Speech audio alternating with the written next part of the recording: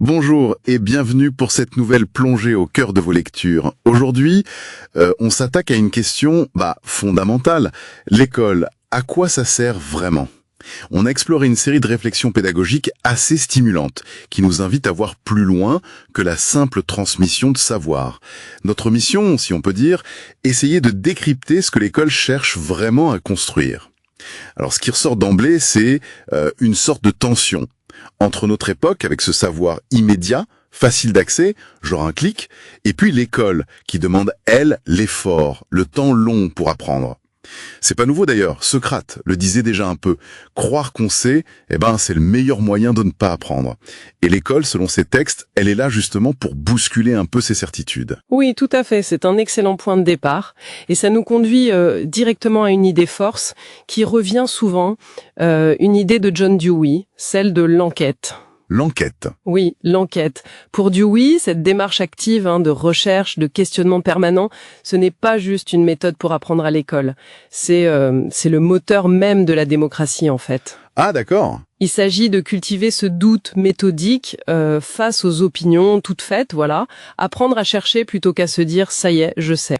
Donc l'école devient ce lieu vraiment essentiel où on apprend à s'interroger sur le monde et sur soi aussi. C'est passionnant comme idée, mais alors, concrètement, comment l'école fait ça pour cultiver cet esprit d'enquête? Ce n'est pas juste une posture, j'imagine. Non, bien sûr. Les textes insistent beaucoup sur l'exigence de précision dans les mots qu'on utilise, la justesse du raisonnement, la recherche de vérité quand on démontre quelque chose. Mm-hmm.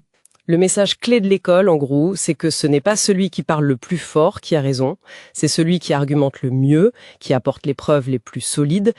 L'objectif final, c'est que chacun intériorise ça, cette discipline intellectuelle. Et ce qui est intéressant, voire un peu contre-intuitif, c'est que ce n'est pas présenté comme quelque chose réservé à une élite, aux futurs chercheurs ou universitaires. Ah non, absolument pas. Et ça, c'est vraiment crucial.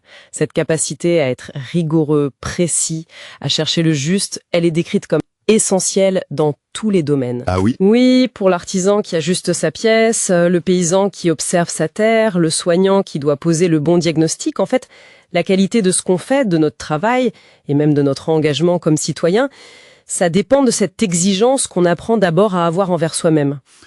Ça me rappelle une citation d'Albert Jacquard qui est mentionnée sur l'évaluation. Oui.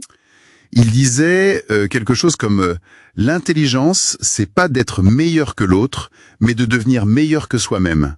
Ça change tout par rapport à la note vue comme un classement. Exactement. L'idée, c'est vraiment de dépasser la simple photo de l'échec ou de la réussite à un instant T.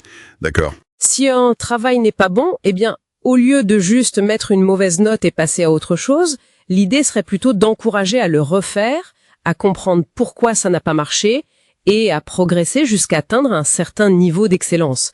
C'est ça, transmettre un rapport exigeant et constructif au savoir. Pas juste un jugement. On passe, comme vous disiez, de la photo au cinéma du progrès. Donc l'école apprend l'enquête, l'exigence envers soi. Mais il y a une autre dimension essentielle qui est soulignée, non? Le fait qu'on n'apprend pas tout seul dans son coin. Oui, et c'est peut-être un des points les plus forts, je trouve. L'école, elle n'est pas juste faite pour apprendre des choses, elle est faite pour apprendre à faire société. Apprendre à faire société. Parce que l'école a cette mission irresponsable de nous apprendre à vivre ensemble, à débattre, à construire des choses ensemble. Et dans ce faire société, justement, il y a ce rôle de l'entraide entre élèves qui est mis en avant. Le fait d'expliquer à un autre. Ça a l'air d'être très puissant pour apprendre soi-même. Ah, mais tout à fait. Quand on doit reformuler une idée pour un camarade, chercher des exemples pour qu'il comprenne, on est obligé de revisiter ce qu'on sait sous un autre angle. Et du coup, on le maîtrise beaucoup mieux soi-même. C'est logique, oui. Il y a même une allusion prudente, certes, à des recherches qui suggèrent qu'un bon équilibre en classe, ça pourrait être 1/3 du temps, l'enseignant explique, 1/3 on travaille seul et 1/3 on passe du temps à s'enseigner mutuellement, entre pairs. Le rôle du prof change un peu, il devient aussi celui qui organise ces interactions pour qu'elles soient constructives. D'accord, qui crée les conditions de cet échange. C'est ça. Donc, pour synthétiser un peu ce parcours, l'école, vue comme ça, c'est moins une usine où on remplit des têtes qu'une sorte de laboratoire. Un laboratoire où on apprend l'art de l'enquête, où on intériorise une exigence intellectuelle qui sert partout, où on apprend à se dépasser par l'effort, et surtout où on expérimente comment construire du comment faire société. C'est aussi finalement une initiation aux bases de la démocratie. Et tout ça, ça nous laisse avec une question pour la réflexion peut-être.